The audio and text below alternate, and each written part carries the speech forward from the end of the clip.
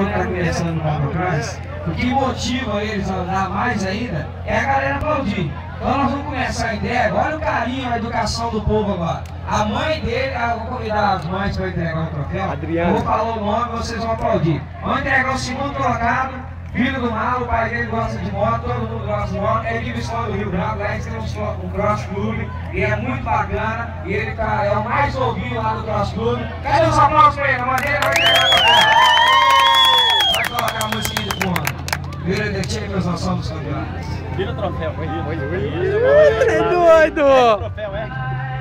Lá em cima, lá em cima! Aê, moleque! Parabéns, hein, boy! Eu sempre chamo ele de atrevidinho quando eu... Valeu, Cacazinho! Valeu! Cumprimento, Cacazinho aí, ó! Simpatizei demais com ele. Tá na batalha também, o pai, a mãe, todos são apaixonados por motocross. Cacazinho, cadê os aplausos pra ele? Valeu, Cacá! Vamos mais aí, vira de Champions, nós somos campeões. Levanta o troféu. Cadê os aplausos bem fortes aí, galera? Bora aplaudir, merece o futuro do motocross. Parabéns, 50 cilindradas. Valeu, garotada. Fazendo a foto aí, a Terra Brasilis. E também o Lama Cross, através do nosso querido Lázaro, já tá por aqui também. Valeu, gostou demais agora. Olha lá.